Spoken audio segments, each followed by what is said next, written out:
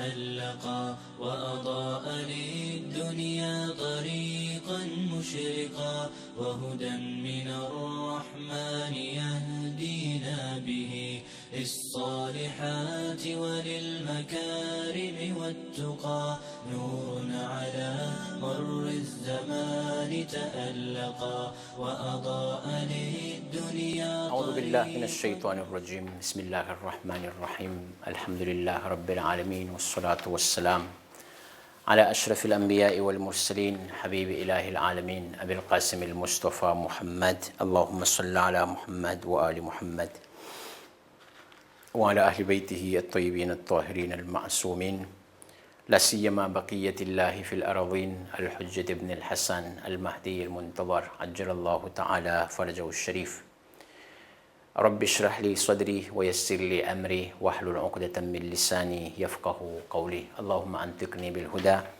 وألهمني التقوى. On vient sur le mot arabe.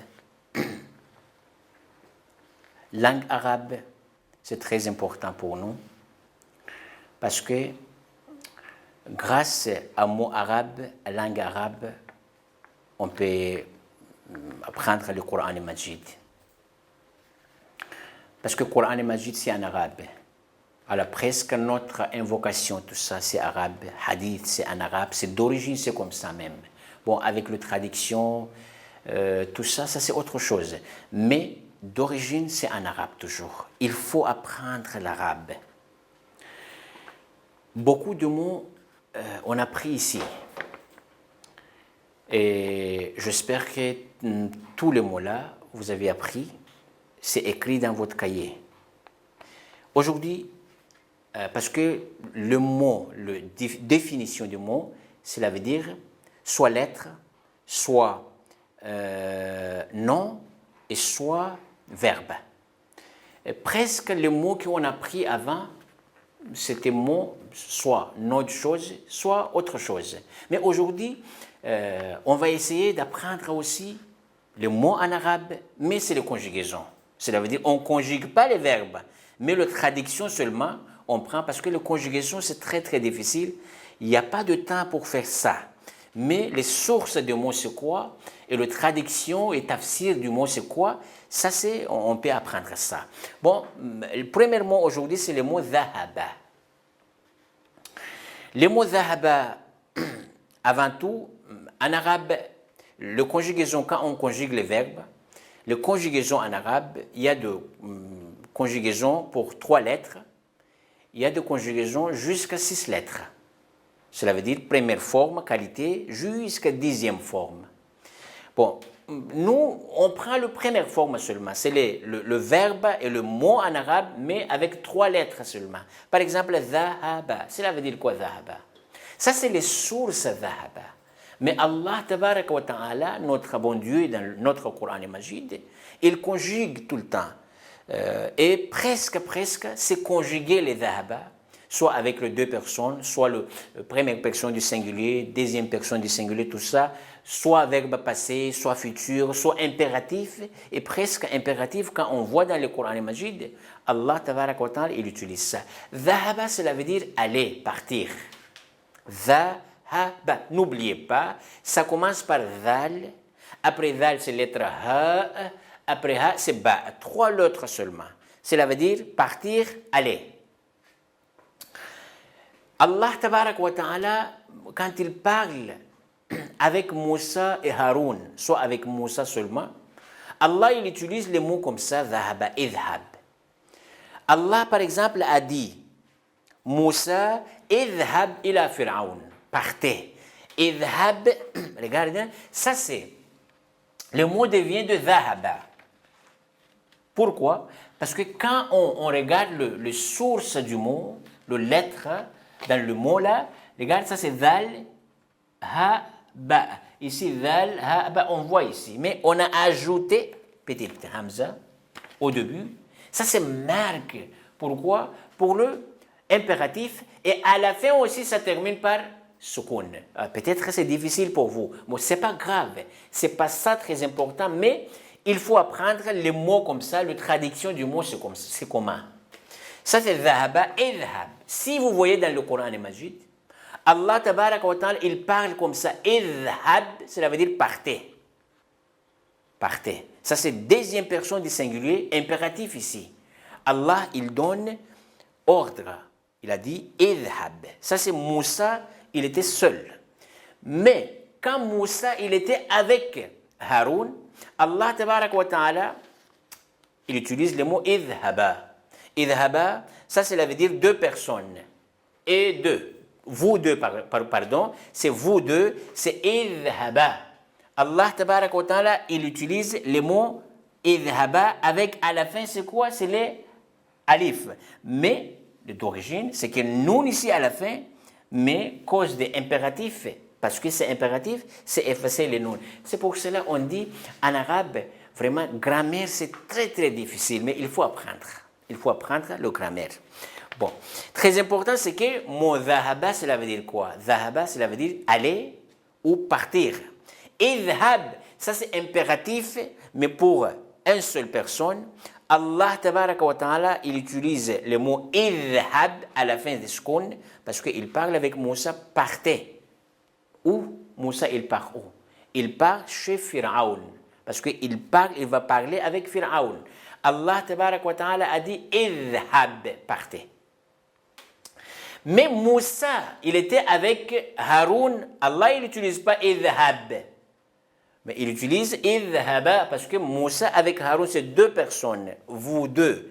Partez, vous deux. Ça, c'est idhaba. Les mots dhahaba toujours. D'origine, c'est dhal, ha-ba. Cela veut dire partir ou aller. Et pluriel, c'est à la fin, waouh. Mais bon, alif, quelquefois, on peut écrire alif. Mais quelquefois, bon, c'est comme ça même, on reste comme ça.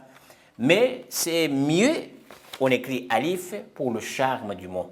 Idhabu, partez-vous. Ça c'est vous, cause de waouh.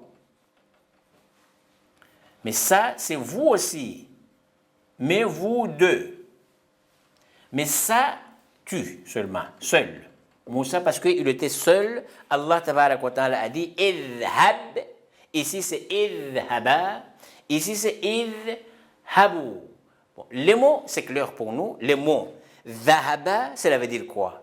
Je répète, les mots dhahaba, cela veut dire partir, aller. Parce que quand on prend le mot en arabe, c'est pas seulement non. Le mot, les définitions du mot, cela veut dire soit non, soit verbe, alors quelquefois c'est lettre aussi. Mais aujourd'hui, on va essayer d'apprendre aussi le verbe. Ça c'est verbe, d'origine c'est dhahaba, mais quand on conjugue, Allah tabaraka wa ta'ala dans le Coran Majid, il conjugue les verbes parce qu'il parle. Allah, il est sage, il utilise beaucoup de mots à propos des dhahaba dans notre Coran Majid. Mais le très important, c'est qu'il faut apprendre le dhahaba, cela veut dire quoi? Dhahaba, cela veut dire aller ou partir. Ça, c'est le premier mot pour aujourd'hui. Et le deuxième mot, c'est le mot dakhala. Dakhala, cela veut dire quoi? Le Coran Majid a beaucoup d'ayats à propos de ces mots-là. Udkhulu, la tadkhulu. Par exemple, ça c'est ayat. On prend le ayat, la tadkhulu buyutan, ghayra buyutikum, c'est mieux. La tadkhulu. Ça c'est le Coran Majid.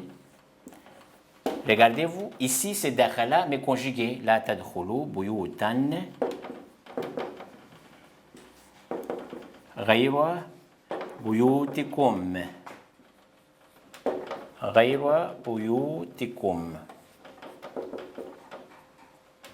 La tadkhulu buyutan ghayra buyutikum. Le mot dakhala, cela veut dire entrer. Ou rentrer, bon, comme vous voulez. Dakhala. Le trois lettres aussi, c'est dal, et kha et lam. Dakhala. Coran Majid, Allah tabaraka wa ta'ala, il utilise aussi le mot dakhala beaucoup dans le Coran Majid. Par exemple, un seul ayat, c'est la tadkhulu buyutan ghayra buyutikum. Ici, Allah tabaraka wa ta'ala a dit tadkhulu, c'est conjugué au présent, Ça, c'est verbe présent, tadkhulu, na d'origine. Mais quand le la, il est venu avant la tadkhulu, cela veut dire, comme quoi ce mot-là, la tadkhulu, Allah tabaraka wa ta'ala ne rentre pas, ne rentrez pas. Ça, cela veut dire, c'est pluriel. Tadkhulu, c'est le waw marque pour pluriel, mais là, c'est négatif. C'est négatif. Cela veut dire, il ne faut pas rentrer dans la maison, mais cette maison-là, ce n'est pas à vous, ce n'est pas pour vous. Mais bon, il y en a, comportement, par exemple, qu'est-ce qu'on va faire? On frappe la porte avant de rentrer, par exemple. Tout ça, c'est akhlaq, c'est les comportements pour Coran et Majid. Dakhala, cela veut dire rentrer.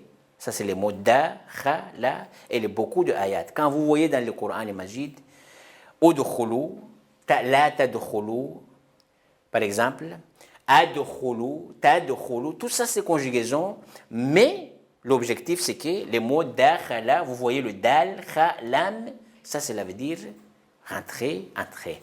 Bon, ça, c'est clair, le mot dhahaba et dakhala. Attention, écrivez-vous et mémorisez surtout, attention les mots, mais possible, d'origine comme ça, d'origine de mots, vous ne voyez pas dans le Coran et Majid, mais c'est déjà conjugué, les mots dans le Coran et Majid, mais il faut savoir le source, c'était où et qu'est-ce qu'il avait dit ces mots-là. Bon, dhahaba et dakhala, c'est fini pour aujourd'hui. Inch'Allah, la prochaine dars, on va prendre autre conjugaison. Allahumma salli ala Muhammad wa ali Muhammad wa ajil farajahum. Allahumma kulli waliyika al-hujjat ibn al-Hasan salawatuka alayhi wa ala aba'ih fi hadhihi as-sa'a wa fi kulli sa'a waliyan wa hafidha وقاعدا وناصرا ودليلا وعينا حتى تسكنه أرضك طوعا وتمتعه فيها طويلا برحمتك يا أرحم الراحمين وصلى الله على سيدنا محمد وأهل بيته الطيبين الطاهرين والحمد لله رب العالمين اللهم صل على محمد وآل محمد نور على مر الزمان تألقا وأضاء للدنيا طريقا مشرقا وهدى من الرحمن يهدينا به للصالحات وللمكارم والتقى نور على مر الزمان تألقا وأضاء للدنيا